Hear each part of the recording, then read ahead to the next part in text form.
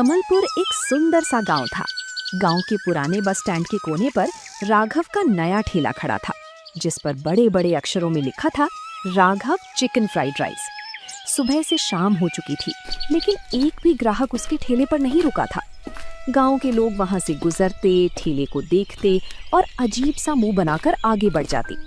शाम ढलते ही राघव की पत्नी सुनीता हाथ में स्टील का टिफिन लिए ठेले पर पहुंची। उसने राघव का उतरा हुआ चेहरा देखा तो उसके दिल को ठेस लगी। अजीब, आज भी कोई ग्राहक नहीं आया क्या? दोपहर से शाम हो गई, कढ़ाई तो वैसी की वैसी ही दिख रही है।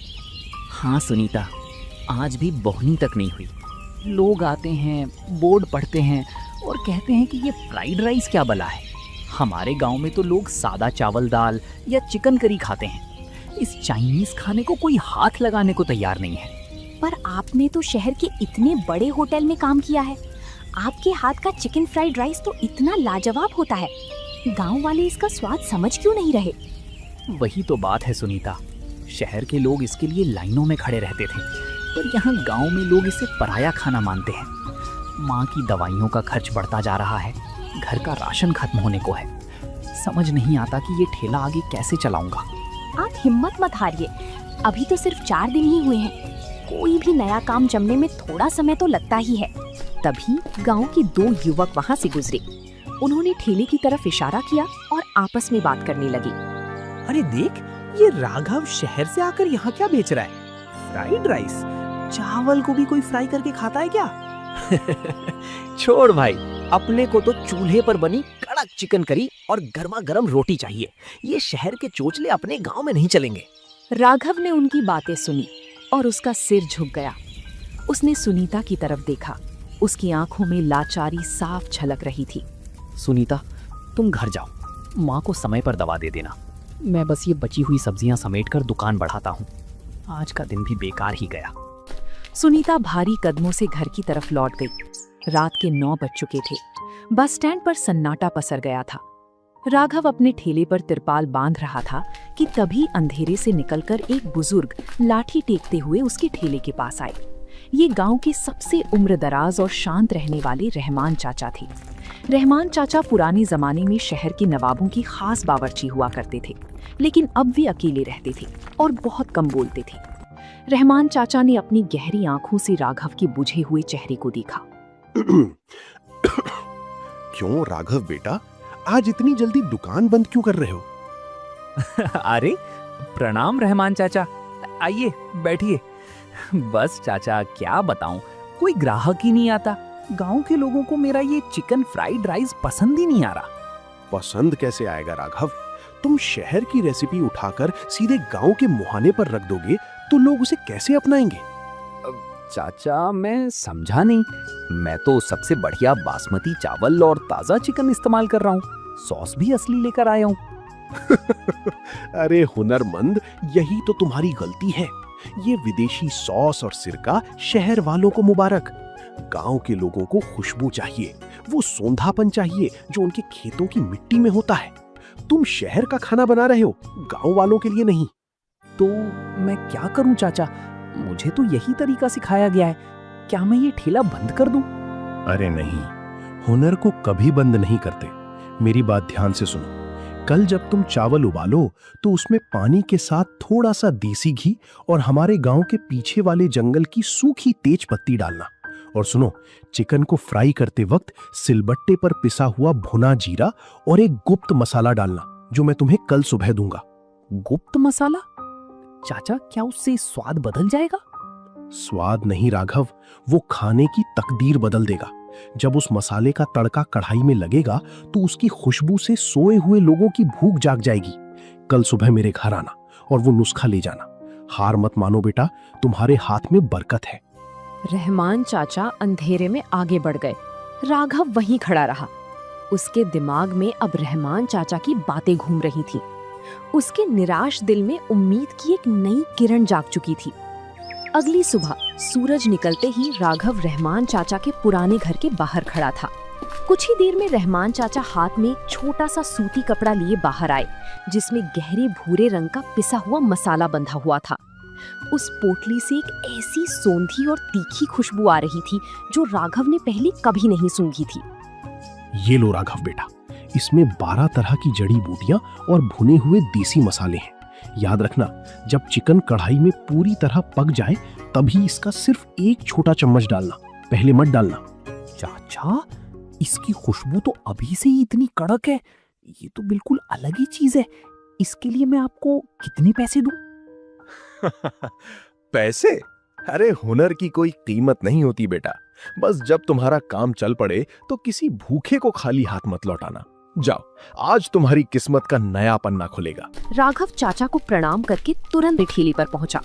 उसने चूल्हा जलाया और चाचा के कहे अनुसार चावल उबालते समय उसमें देसी घी और सूखी तेज पत्ती डाल दी। जैसे ही चावल उबलने शुरू हुए, बस स्टैंड के आसपास एक अनोखी महक फैलने लगी। सुनीता भी घर से कटी हुई सब्जियां लेकर ठेले पर पहुंच चुकी थी। वो आती ही खुशबू सूंघकर हैरान रह गई। अरे, ये आज चावलों से कैसी खुशबू आ रही है? ये तो आम दिनों जैसी बिल्कुल नहीं है। आज आपने इसमें क्या डाला है? ये रहमान चाचा का बरसों पुराना नुस्खा है सुनीता। आज हम शहर के सॉस से नहीं बल्कि अपने गांव के असली देसी अंदाज से चिकन फ्राइड राइस बनाएंगे। देखना, आज कुछ अलग होगा। इस बार राघव ने जब कढ़ाई में चिकन पकाना शुरू किया तो उसने रहमान चाचा का वो गुप्त मसाला कढ़ाई में डाल दिया। मसाला डालते ही कढ़ाई से गहरा धुआं उठा और उसकी कड़क सूंधी खुशबू पूरे बस स्टैंड को पार करके गांव की गलियों तक पहुंचने लगी। सड़क से गुजरने वाले लोग अचानक रुक गए। जो लोग कल तक ठेले को देखकर मुंह बनाते थे, वे आज खींचे चले आ रहे थे। दुकान के आगे सबसे पहले गांव के वही 2 युवक आकर खड़े हुए जो कल राघव का मजाक उड़ा रहे थे। अरे राघव भाई, ये क्या बना रहे हो यार? कल तो ऐसी खुशबू नहीं आ रही थी। ये महक तो सीधे दिल पर वार कर रही है। भाई जी, ये मेरा नया देसी चिकन फ्राइड राइस है। हमारे गांव के अपने मसालों का तड़का लगा है। एक प्लेट चक्कर देखोगे? हाँ हाँ भाई, जल्दी से एक प्लेट लगाओ। मुझसे तो अब रुका ही नहीं जा रहा। खुशबू नहीं, आधी भूख जगा दी है। राघव ने तुरंत कढ़ाई में उबले हुए खुशबूदार चावल डाले, तेज आंच पर सबको मिलाया और गर्मा गर्म राइस प्लेट में परोस दिया। दोनों युवकों ने पहला निवाला मुंह में लिया। जैसे ही मसाले और चिकन का स्वाद उनकी जुबान पर घुला, उनके चेहरे का रंग बदल गया। ओ भाई साहब, ऐसा स्वाद तो जिंदगी में नहीं चखा। चिकन इतना मखमली है और चावल की हर दाने में मसालों का सौंधापन है। ये तो गजब है। राघव भाई, हमारे लिए एक एक प्लेट और पैक कर दो। हम घर पर भी लेकर जाएंगे। ये नजारा देखकर सुनीता की आंखों में खुशी के आंसू आ गए। वो तुरंत पैकिंग के डिब्बे निकालने लगी। देखते ही देखते बस स्टैंड पर शोर मच गया। बस से उतरने वाले मुसाफिर, खेत से लौटने वाले किसान और गांव के बड़े बुजुर्ग सब के सब राघव के ठेले की चारों तरफ इकट्ठा हो गए। अरे राघव, जरा हमारे लिए भी 2 प्लेट लगाना भाई। पूरे रास्ते में इसी की महक आ रही थी। देखें तो सही, तुमने क्या जादू कर दिया है। राघव की कढ़ाई आज रुकने का नाम ही नहीं ले रही थी। शाम होने से पहले ही राघव का सारा चावल और चिकन खत्म हो गया। जो ठेला कल तक सूना पड़ा था, आज वहाँ पैर रखने की जगह नहीं थी। आसपास के 3-4 गांव से भी लोग शाम होते ही अपनी साइकिलों और मोटरसाइकिलों पर बैठकर बस स्टैंड पहुंच जाते थे। राघव और सुनीता सुबह से ही तैयारियों में जुट जाते, फिर भी शाम को खाना कम पड़ जाता था। एक दोपहर राघव ठेले की सफाई कर रहा था कि तभी गांव के नंबरदार अपने साथ एक रोबीले व्यक्ति को लेकर वहां पहुंचे। वो व्यक्ति शहर के एक बड़े केटरिंग व्यवसाय का मालिक था, जिसका नाम था बलदेव सिंह। राघव बेटा, जरा इधर आओ। देखो, तुमसे मिलने शहर से बलदेव सिंह जी आए हैं। इन्होंने तुम्हारी बड़ी तारीफ सुनी है। बलदेव सिंह जी, प्रणाम। आइए बैठिए। हमारे छोटे से ठेले पर आपका स्वागत है।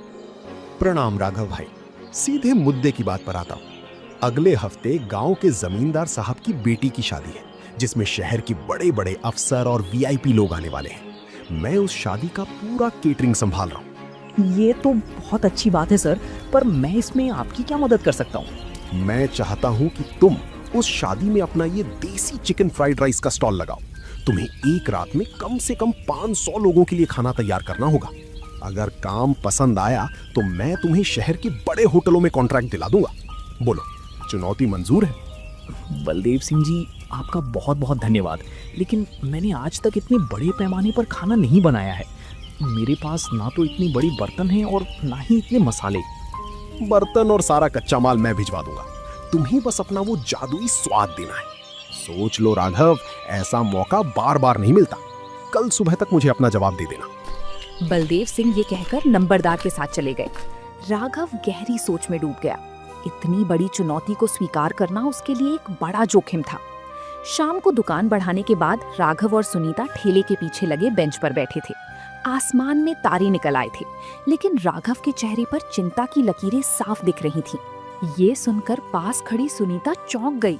500 लोगों का खाना, वो भी अकेले, ये बहुत बड़ी बात थी। आप इतना क्यों सोच रहे हैं?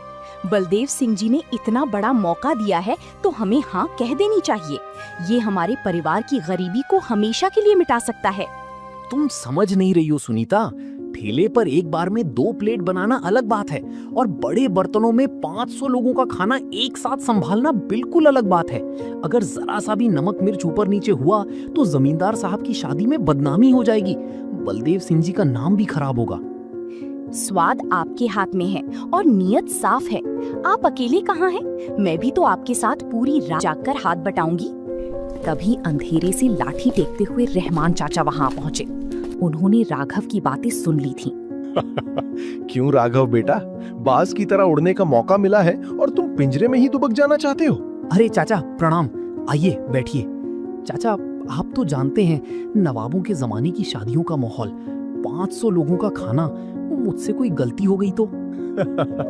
गलती उससे होती है जो कोशिश नहीं करता। अरे नवाबों के यहाँ जब हजारों लोगों की दावत होती थी तो हम भी तो इंसान ही थे ना। बस दिल बड़ा रखो, बर्तनों का गणित मैं तुम्हें समझा दूंगा कि कितनी आंच पर कितना मसाला डालना है। क्या आप सच में मेरी मदद करेंगे चाचा? बिल्कुल करूंगा बेटा। तुम्हारे हुनर को इस छोटे से बस स्टैंड से निकलकर बड़े मंच पर जाना ही होगा। जाओ, कल सुबह बलदेव सिंह को हाँ कह दो। जमींदार की शादी में इस बार शहर वाले उंगलियां चाटते रह जाएंगे, ये मेरा वादा है। रहमान चाचा की थाप और सुनीता के भरोसे ने राघव के अंदर के डर को छू मंतर कर दिया। उसने तय कर लिया कि वो इस चुनौती का सामना डट कर करेगा। जमींदार साहब की बेटी की शादी का दिन आ गया। गांव के बड़े मैदान में एक आलीशान शामियाना सजाया गया था, जहां शहर और गांव के रईसों का आना जाना शुरू हो चुका था। मैदान की एक कोने में शहर के बड़े बड़े हलवाई अपनी मिठाइयों और पकवानों की स्टॉल लगाए हुए थे और उनके ठीक बीच में राघव का छोटा सा स्टॉल था, जिस पर लिखा था राघव का स्पेशल देसी चिकन फ्राइड राइस। राघव और सुनीता दोपहर से ही तैयारियों में जुटे थे। शहर के बड़े केटरर बलदेव सिंह ने राघव को बहुत बड़ी कढ़ाई और ढेर सारा कच्चा माल उपस्थित कराया था। कढ़ाई का आकार देखकर राघव के हाथ पैर ठंडे हो रहे थे। सुनीता, इतनी बड़ी कढ़ाई में पलटा चलाना भी मुश्किल हो रहा है। अगर चावल नीचे से जल गए या चिकन कच्चा रह गया तो जमींदार साहब के मेहमान थू थू कर देंगे। आप घबराइए मत, चूल्हे की आंच को काबू में रखिए। रहमान चाचा ने जैसा समझाया था ठीक वैसा ही कीजिए। हमारा पूरा ध्यान बस स्वाद पर होना चाहिए। तभी शहर के एक मशहूर हलवाई जो बगल के स्टॉल पर मलाई कोफ्ता बना रहे थे, राघव के स्टॉल की तरफ देखकर हंसने लगे। अरे भाई, ये छोटे ठेले वाले को इस वीआईपी शादी में किसने बुला लिया? बड़े बर्तनों को संभालना हर किसी के बस का नहीं होता। देखना, आज इसका सारा चावल कबाड़ बनने वाला है। राघव ने उनकी बात सुनी, लेकिन उसने कोई जवाब नहीं दिया। तभी शाम के 7 बज गए और वीआईपी मेहमानों का आना शुरू हो गया। बलदेव सिंह राघव के स्टॉल पर आए। उनके चेहरे पर भी तनाव साफ दिख रहा था। राघव, तैयार हो जाओ। जमींदार साहब के खास मेहमान जो शहर के बड़े कमिश्नर हैं आ चुके हैं। वे सबसे पहले तुम्हारे स्टॉल की तरफ ही बढ़ रहे हैं। अपनी जिंदगी का सबसे बेहतरीन फ्राइड राइस तैयार करो। राघव ने गहरी सांस ली। उसने चिकन के मखमली टुकड़ों को कढ़ाई में डाला और उन्हें तेज आंच पर भूनने लगा। जैसे ही चिकन आधा पका, उसने रहमान चाचा की दी हुई गुप्त मसाले की बड़ी पोटली खोली। सुनीता, जरा कढ़ाई को कपड़े से कसकर पकड़ो। अब मैं चाचा का वो जादुई मसाला डालने जा रहा हूँ। राघव ने जैसे ही वो गहरा भूरा मसाला कढ़ाई में छिड़का, वैसे ही कढ़ाई से उठने वाला खुशबूदार धुआं हवा के साथ पूरे शादी के पंडाल में फैलने लगा। जो मेहमान मलाई कोफ्ता और शाही पनीर की लाइनों में खड़े थे, वे सब राघव के स्टॉल की तरफ मुड़ने लगे। भाई वाह, ये कैसी खुशबू है। पूरे पंडाल के इत्र की महक इस खाने के आगे फीकी पड़ गई। शेफ, तुम यहाँ क्या लाजवाब चीज बना रहे हो? सर, ये हमारे गांव का देसी चिकन फ्राइड राइस है। अभी बस 2 मिनट में तैयार हो रहा है। राघव ने उबले हुए बासमती चावल कढ़ाई में डाले। उसने पूरी ताकत से बड़ी कड़छी को चलाया और चावलों को चिकन के साथ मिला दिया। कढ़ाई से उड़ती भाप और लाजवाब रंग देखकर कमिश्नर साहब का मुंह पानी से भर आया। राघव ने फुर्ती से पहली प्लेट सजाई और कमिश्नर साहब के हाथ में थमा दी। कमिश्नर साहब ने चम्मच से पहला निवाला उठाया और मुंह में रख लिया। राघव की सांसें अटकी हुई थीं। कमिश्नर साहब ने खाने का स्वाद लिया। फिर अचानक उनके चेहरे पर एक बड़ी सी मुस्कान आ गई। लाजवाब, अद्भुत। मैंने देश विदेश के बड़ी बड़ी 5 स्टार होटलों में चाइनीज खाना खाया है, लेकिन इस फ्राइड राइस में जो हमारी देसी मसालों का तालमेल है वो तो कमाल है। चिकन इतना नरम है कि मुंह में जाते ही घुल गया। ये सुनते ही पास खड़े बलदेव सिंह के चेहरे पर चमक आ गई और बगल का हलवाई अपना मुंह बनाकर पीछे हट गया। कमिश्नर साहब, कैसा लगा हमारे गांव का स्वाद? मैंने आपसे कहा था ना कि यहाँ के लड़कों के हाथ में जादू है। जमींदार साहब, आपकी बेटी की शादी के बाकी सारे इंतजाम एक तरफ और इस लड़के का फ्राइड राइस एक तरफ, इसने तो पूरी महफिल लूट ली। इसके बाद तो जैसे राघव के स्टॉल पर सैलाब आ गया। शहर से आए वीआईपी मेहमान और गांव के लोग सब के सब अपनी प्लेटें लेकर लाइन में खड़े हो गए। रात के 12 बजे तक राघव का पूरा 500 लोगों का खाना खत्म हो चुका था। राघव थककर चूर हो चुका था, लेकिन उसके चेहरे पर जो सुकून था उसकी कोई कीमत नहीं थी।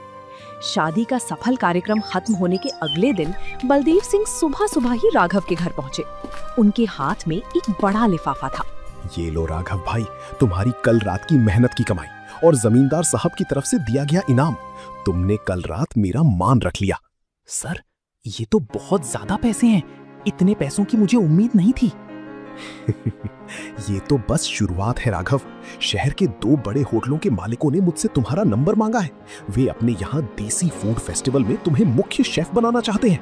अब तुम्हारा ये हुनर इस छोटे गांव तक सीमित नहीं रहेगा। राघव की आंखों में आंसू आ गए। वो सुनीता के साथ सीधे रहमान चाचा के घर की तरफ दौड़ पड़ा। राघव ने जाकर उनके पैर छुए और पूरी कहानी सुना दी। चाचा, अगर उस रात आपने मुझे वो जादुई मसाला और हौसला ना दिया होता तो आज मैं हार मानकर शहर वापस चला गया होता। ये सब आपकी वजह से हुआ है। अरे बेटा, मसाला तो सिर्फ एक जरिया था। असली जादू तो तुम्हारी नीयत और मेहनत में था।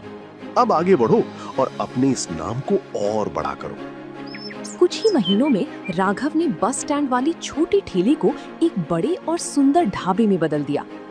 तो दोस्तों, आप लोगों को ये कहानी कैसी लगी? कमेंट करके जरूर बताएं और ऐसी कहानियों को देखने के लिए वीडियो को लाइक करें और चैनल को सब्सक्राइब करें।